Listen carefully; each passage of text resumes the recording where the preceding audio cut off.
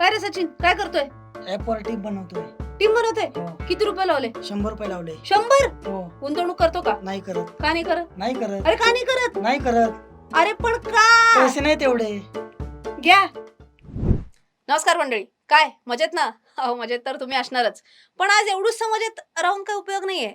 आजच्या व्हिडिओचा विषय ऐकल्यानंतर तुमचं मजेची लेव्हल ओ हो एवढी होणार आहे, एवढे खुश तुम्ही होणार आहेत. काय विषय काय आजचा? आजचा विषय आहे गुंतवणुकी संदर्भातील गैरसमज, आणि ते गैरसमज दूर करायला आज मी हा व्हिडिओ बनवतेय. पण हे गैरसमज आपण दूर कसे करायचे? मी काय जबाबदारी पार पाडणार आहे? व्हिडिओ बनवून मी माझी जबाबदारी पार पाडणार आहे. तुम्ही तुमची जबाबदारी कशी पार पाडू शकता? हा व्हिडिओ जास्तीत जास्त जणांबरोबर शेअर करून. आता वळूया आपल्या पहिल्या गैरसमजाकडे, आणि तो आहे की कमी पैशात गुंतवणूक करता येत नाही. मगाशी प्री बंपरमध्ये अगदी पहिल्या व्हिडिओमध्ये बघितलं ना, आमच्या ऑफिसमधला सचिन. आता तो काय करत होता, 100 रुपये लावून क्रिकेटची टीम बनवत होता ॲपवरती. आणि त्याला जेव्हा मी विचारलं की गुंतवणूक का बरं नाही करत, तर मला म्हणतोय माझ्याकडे एवढे पैसे नाहीत. आता लोकांना हा गैरसमज खूप असतो की तुमच्याकडे हजारो किंवा लाखो रुपये लागतात जर तुम्हाला गुंतवणूक करायची असेल तर. पण याची काहीही गरज नसते. बिलीव्ह मी, 100 रुपयांपासून सुद्धा गुंतवणूक सुरू करता येते. पण 100 रुपयात कुठली गुंतवणूक सुरू करता येते? भरपूर करता येतात. 2 उदाहरणं सांगते. तुमची जर जोखीम घ्यायची क्षमता नसेल, तर अगदी सोपं म्हणजे रिकरिंग डिपॉझिट अर्थात आवर्ती ठेव अगदी 100 रुपयांपासून सुरू करू शकता तुम्ही. आणि इथे जोखीम ऑलमोस्ट शून्य असेल जर तुम्ही एखाद्या चांगल्या नॅशनलाइज्ड बँकमध्ये जर रिकरिंग डिपॉझिट सुरू केलं, किंवा मोठ्या प्रायव्हेट सेक्टर बँका असतील. एक उदाहरण म्हणून सांगते, HDFC म्हणा, ICICI म्हणा, ज्या नावाजलेल्या बँका आहेत थोडक्यात. इथं जर तुम्ही अगदी 100 रुपयापासून आवर्ती ठेव जर सुरू केली, तर गुंतवणुकीचं एक पहिलं पाऊल तर नक्की पडेल, नाही का?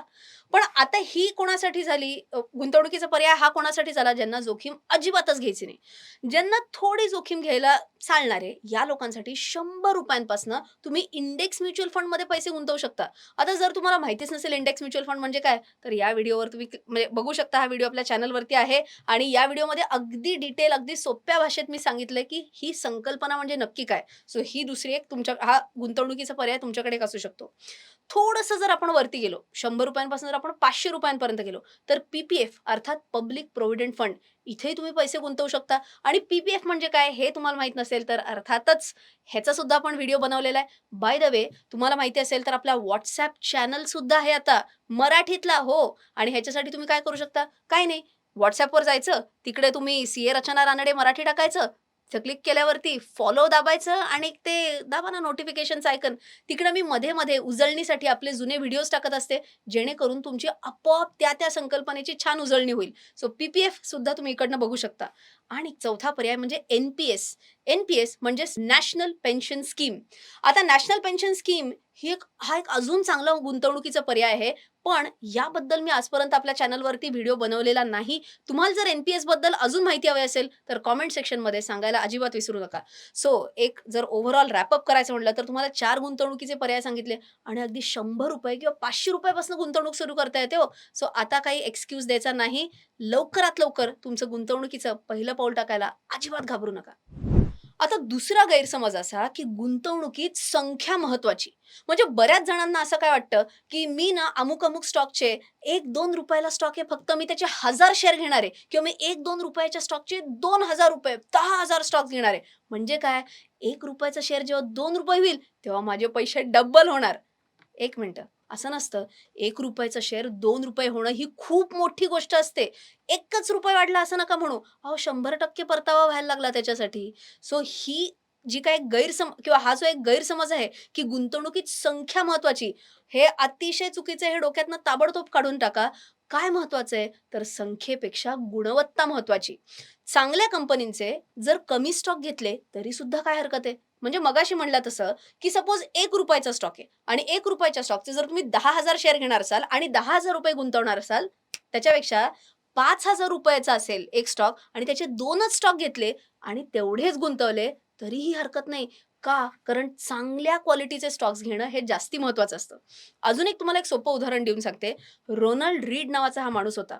हा माणूस चक्क पेट्रोल पंपावरती काम करायचा. किती वर्ष? आणि जवळजवळ 25 वर्ष त्यांनी पेट्रोल पंपावर काम केलं. 17 वर्ष जवळजवळ या माणसानी अमेरिकेत एका डिपार्टमेंटल स्टोअरमध्ये काम केलं होतं. या माणसाचे निधन 2014 साली साधारण तो 92 वर्षांचा होता तेव्हा, म्हणजे ते जेव्हा 92 वर्षांचे होते, तेव्हा त्यांचं निधन झालं होतं. आणि जेव्हा त्यांची संपत्तीचा एक अंदाज लावला, तेव्हा त्यांची संपत्ती होती जवळ-जवळ $80 लाख. त्यांचं जर आपण म्हणजे आपल्या रुपयांच्या टर्म्समध्ये जर चेक केलं, तर ते होतं साधारण 66 कोटी रुपये. आणि जेव्हा ते जिवंत होते, तेव्हा त्यांना विचारलं होतं, की "तुम्ही कसं काय हे केलं? तुम्ही पेट्रोल पंपवर काम करायचा. तुम्ही एका डिपार्टमेंटल स्टोअरवर सफाई कर्मचारी होता. कसं काय केलं तुम्ही हे?" तेव्हा ते म्हटले, की "मी शिस्तबद्ध पद्धतीने गुंतवणूक करायचो. दर महिन्याला पगार आला, की अतिशय काटकसरीने जगायचो आणि उरलेले सगळे पैसे चांगल्या स्टॉक्समध्ये गुंतवायचो."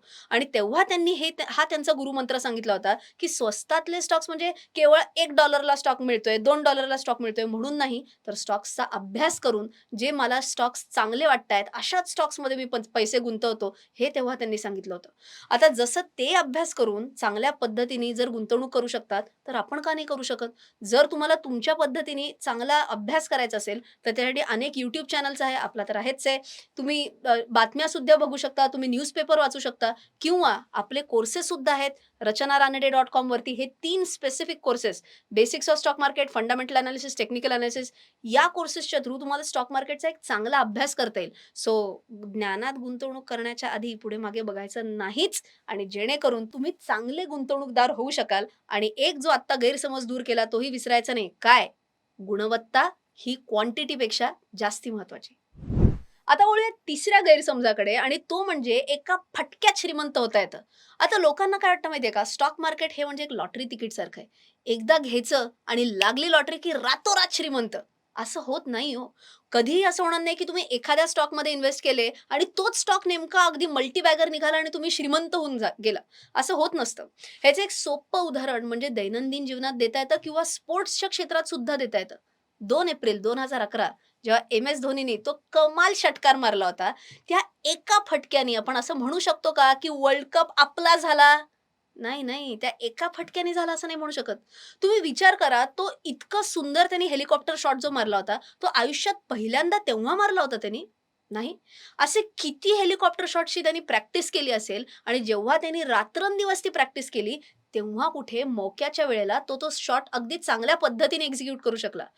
तसंच तुम्हाला अजून एक उदाहरण देते पी.व्ही. सिंधू हिचं. पी.व्ही. सिंधू जेव्हा ऑलिम्पिकचं पदक जिंकली, तेव्हा तिचा इंटरव्ह्यू घेतला होता आणि तिला विचारलं होतं, की "आता तू काय करणार?" ती म्हणली, "आज रात्री मी नक्की सेलिब्रेट करणार, पण उद्या सकाळी पहाटे 5 वाजता मी परत कोर्टवरती प्रॅक्टिस करायला जाणार." या मोठ्या-मोठ्या लोकांचं आपल्याला यश तर दिसतं, पण त्या यशामागे किती कन्सिस्टंटली प्रयत्न केले असतात, किती सातत्याने प्रयत्न केले असतात, हे आपण अगदी चांगल्या पद्धतीने इग्नोर करून टाकतो. हे करणं म्हणजेच सगळ्यात मोठी चूक असते. सो जेव्हा एखादा व्यक्ती श्रीमंत होतो, एखाद्या व्यक्तीकडे आपल्याला चांगली संपत्ती दिसते, तेव्हा असं म्हणू नका, की त्यांनी हे एक केलं ना, म्हणून तो श्रीमंत झाला. नाही. त्याच्या मागे त्याचे सातत्याने एफर्ट्स असतील, खूप कन्सिस्टंटली त्यांनी प्रयत्न केले असतील आणि म्हणून तो व्यक्ती श्रीमंत झाला असेल. हेच तुम्हाला लक्षात ठेवायचं आहे. केव्हा? गुंतवणूक करताना. कधीही गुंतवणुकीत एका फटक्यात तुम्ही श्रीमंत होणार नाहीये.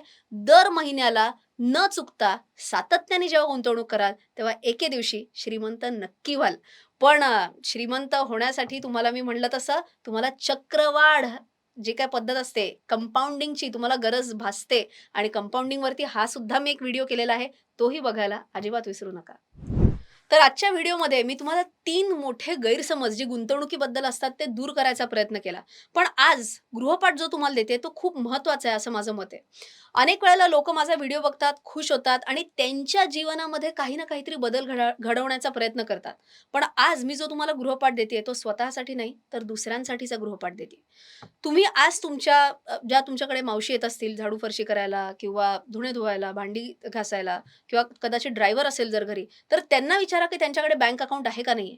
जर नसेल तर त्यांना मदत करा त्यांचे बँक अकाउंट उघडून द्यायला. जर त्यांना तुम्ही पटवून दिलं की अहो कमीत कमी रुपयांमध्ये तुम्ही बँक अकाउंट उघडू शकता किंवा बँक अकाउंट असेल तर त्यांना एक आवर्ती ठेव अर्थात रिकरिंग डिपॉझिट सुरू करायला थोडी मदत करा. जेणेकरून फक्त तुमचीच फायनान्शियल जर्नी सुरू होणार नाही, तर तुमच्यामुळे त्यांची सुद्धा फायनान्शियल जर्नी सुरू होईल. आणि हे जर तुम्ही केलं तर मला मनापासून खूप आनंद होईल. आणि मला हे जर तुम्ही केलं तर सांगायला कमेंट सेक्शनमध्ये नक्की विसरू नका. मला परत मी म्हणलं असं खूप छान वाटेल आणि सांगायला तर लाजायचं नाहीच आहे. का? कारण चॅनल माझा नाही, आपला आहे.